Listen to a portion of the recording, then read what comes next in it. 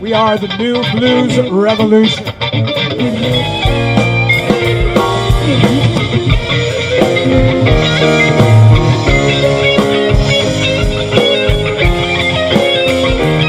On your mind, 'cause lately I didn't miss you.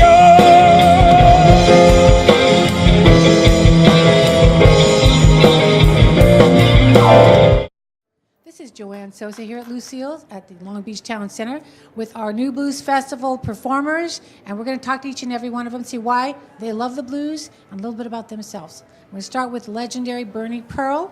He's a wonderful guitar man. You've been here how long? Talk about yourself and a little bit about your group. Sure. You got that in there, right? Yeah. Great guitar. Everybody loves me. I got my first guitar in about 1953, and during the 50s I was listening to folk music, Woody Guthrie, Pete Seeger. I also heard the blues from Lead Belly and Brownie McGee and other artists. And in 1958, my brother opened a club called the Ash Grove, exactly where the Improv is right now, 8162 Melrose Avenue. And I began actually seeing the blues and the blues artists live every night for years and years and years. And I got to know a lot of them, and a lot of them mentored me. And by that time, I had started playing steel string guitar, and I started playing electric guitar. I got to play with a lot of artists. Lightning Hopkins, I got to play with Big Mama Thornton, Freddie King. I got to play with John Lee Hooker when I went back east one year. And I loved the blues, and I started a couple radio shows. And I started the Long Beach Blues Festival in 1980, and then moved over here with the Big Time Blues Festival to Gemrick Park, or Police Officers Park, in 94, and we ran till 2001. I'm excited to be back. It's a beautiful, beautiful place to have a music festival with trees and a lawn and a great audience, a great atmosphere. Hope everybody comes out for it. Thank you. Now we have Scott Griffith, Boxcar 7. Scott. I grew up in the deep countrified South. I grew up in the deep South. I have a deep love of soul music and blues and gospel music. It touches my heart. It touches my soul. I never thought that I would have a place in that kind of music. We moved out here to California when I turned 14, and I had an out-of-body experience at 15 years old at the Roxy at a Ramones show. And I realized that I could put my hands into the music and bring it to me. After a while, about 35 years old, I decided I didn't want to kick everybody's ass anymore. It spoke to me. Artists that I was listening to, somebody handed me a tape with Otis Redding's greatest hits on it. It's a soul album, but it opened my eyes in ways of music touching my emotion, touching me in my soul, that it allowed me to get past the blusterings and the energy and the full-blown angst, the punk rock, you know what I mean? And I'm so happy, you know, that we struggled, you know, with what we were trying to put on the table and bring to Long Beach and this community and what we're doing. And it feels so good to watch everybody get behind it, everybody come together. There's such a great community of musicians and such great people that I'm blessed. I'm so blessed to be asked to be part of this. I mean, I can't even tell you how I feel. I mean, I don't have the words for it, and it's not that I lack for words. I just don't have them. Thank you very much. Now we have Roger Beall, who's actually the drummer for New Blues Revolution. Roger. But I grew up just down the street here, like 3 miles down the road here, and been in this community for a long time, and still here, still playing. Along with my new buddies and my old buddies, so this is a great place to be. Awesome. And we have Brophy Dale. Brophy, boy, this man has so much charisma. He just jumps off the stage. Brophy, tell us a little bit about your history and the blues. Okay. Grew up in Texas, moved to Africa, moved back to Texas. Late teenager in Texas. First time I saw Johnny Winter was probably in 1969 in a little club in Houston. blew me away. And then my family moved up around Detroit.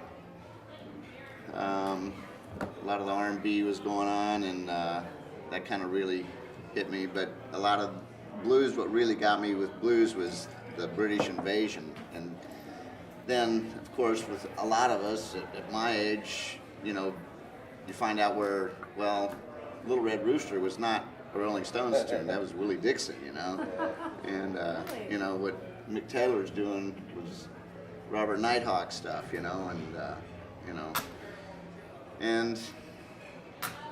it just keeps going on and on, been playing with a guy named Lee Rocker for the last 15 years, and who was in the Stray Cats. I've also always really had my main heart is in the blues and R&B feel. I've always had my own band, not playing as much as I'd like to, but I'm really happy that I got asked to be part of this, and I've lived in Long Beach since the late 80s, and I think this is going to be a great show. A lot of great players on here, and on stage with Bernie, to me, is a real thrill in itself. So, thank you. I'm looking forward to this.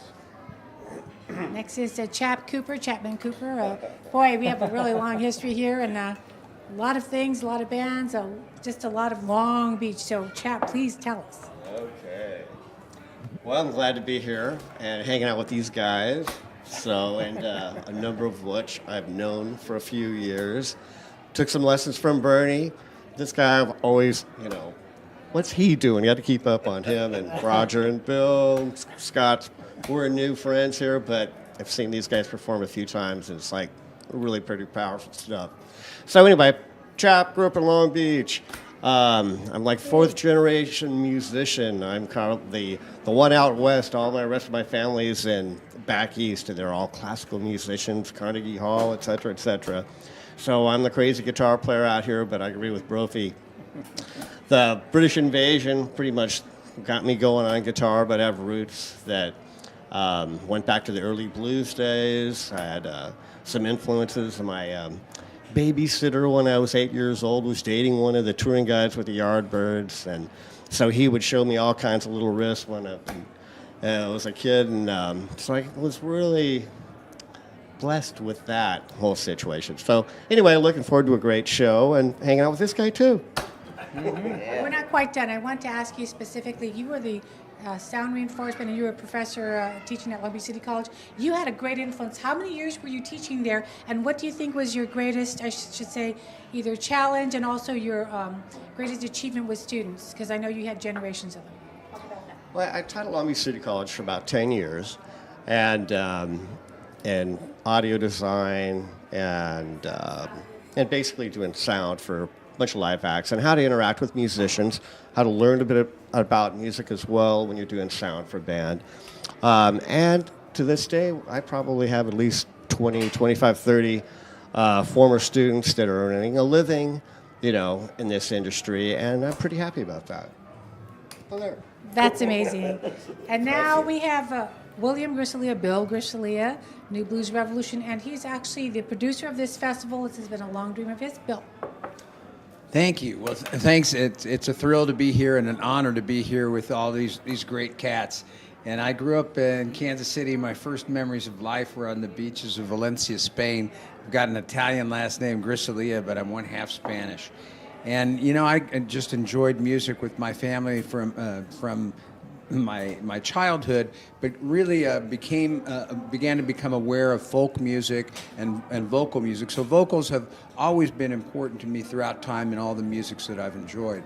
And so, like my other brethren here, I got introduced in the British invasion to the idea of blues, and then, like those cats and my other friends here, we began to look for the roots of that music, and that's what took me back to the blues. So that's how I got involved with Chap and Roger in the New Blues Revolution. And we were looking at the blues movements and what was going on, and they were talking about the new blues coming out of Britain and some other places, and we noted that they called it a movement, and they said they likened it to a revolution, and that's how the name New Blues Revolution happened.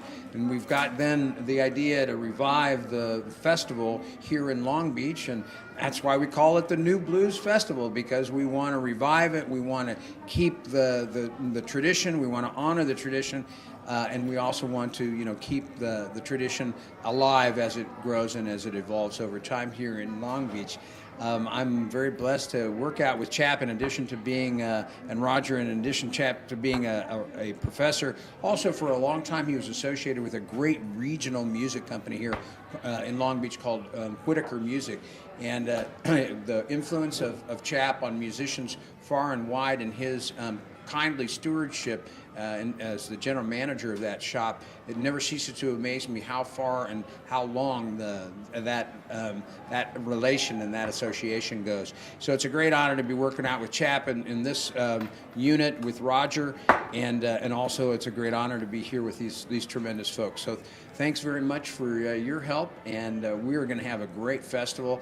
We hope the one mission, I should say, of this festival was to create a sustainable festival that could go and last as long, perhaps, as the ones that Bernie started.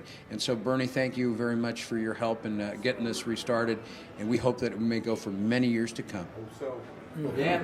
Like Bernie was saying, he marched to a beat of a different drummer back then. I started out playing piano. And when I was 10 years old, I saw the Long Beach Municipal Band playing here in Long Beach, and they were playing the original Mission Impossible theme. And I said, I want to do that. And that's when I became a drummer. How old were you? I was 10 years old at that time. And so I just started working on it and started playing along with all the old new blues type stuff like Cream and all those kind of bands, all the English contingent, so Zeppelin. Zeppelin and Cream, and then I got into Yes and doing stuff like that. Zeppelin, now that was a good blues band right the there. progressive stuff, yeah. So. Yeah, Scott's got a story. So like They my. did a lot of stealing too. No. Yeah, you guys wouldn't do that. No, nothing like that, huh? Shoot. Didn't a few people make Willie Dixon rich many years later? Well, You had to fight for it. He did. he did. He needed Almost to. 25 years, wasn't it? Yeah. Yeah. God bless him. He got what he deserved. That's one of the greatest songwriters ever lived. Absolutely. Scott, do you have a story about Bernie you were going to tell? Oh no, I don't. I mean, Well, I'd like Bernie to tell us about when playing with Freddie King, because I've Oh, seen let's footage hear of that, that. and that's Freddie. killer to me. Oh, yeah. You know. Freddie just went in the Hall of Fame the year before last. Freddie King. Rock and Roll Hall of Fame, yeah. Yeah. The year before last. At one point, I was booking the club, and I called Freddie King's agent and couldn't quite arrange it. And then at some point later on, I don't think I was doing the booking at the time, somehow my brother had arranged to have Freddie King come and play. As far as I know, he hadn't been out here before. And it was very exciting because I was on the bandstand, and I was playing with the guys that I played with Big Mama Thornton. So I knew it was a good blues band. And Freddie was just arriving at the airport, and my brother said, "You guys go on." So we were on stage, we were playing and playing and playing, and finally Freddie blows in, carries, 335, plugs in, and the world was shattered at that moment. He just got on stage, absolute great, fantastic energy. Just got off the plane and just started doing his thing. It was a phenomenal introduction to Freddie. He was a great guy, really was wonderful. And my heart was broken when he died so young. Yeah. Yeah, I bet Clapton was. Marcus? Raucous. Marcus. Oh, man. Double D. Who said you're a double dipper? What's the difference between a singer and a large pepperoni pizza? Can you believe that person? Bernie, baby. What is that? What are you talking about? Double dipper. Can we get that Look, Hey, look at that right. That's what I'm talking about. Yeah. Yeah, man. Bring on the sauce. Yeah. Awesome. Yeah, saucy, Blues baby. and barbecue. Yeah. Is that hot enough for you? Blues and barbecue. Nothing goes better together. Right here, baby. Blues and barbecue. And beer. Bam. And beer. Okay. Let's see. Dig in, everybody. Okay. Which one is We which? got the cheese toast. I had on you. Spring my fingers. I think Chap's got mine. Yeah. Tell me what you think about Lucille's ribs and Lucille's food. Right into the camera, right? Oh. As soon as I get Good home. stuff. I just did. This is the world famous Lucille's honey butter. You can get a spoon and eat this. Or you can put As it a on meal biscuit. on in itself. You can eat it all by itself. It'd be perfectly good. If you didn't have a big plate of ribs. Is it time to eat or what? Ah, Professor. Here's to Lucille's and the New Blues Festival. Cheers! Yeah. Rock. Blues, baby. That means it's unlike. So as you can see, all you folks out there, you can't miss out. This is an amazing group of gentlemen, talent, dynamic, and don't forget, it's going to be August 31st right over here at BOA Park. Lucille's is our title sponsor. Don't miss out.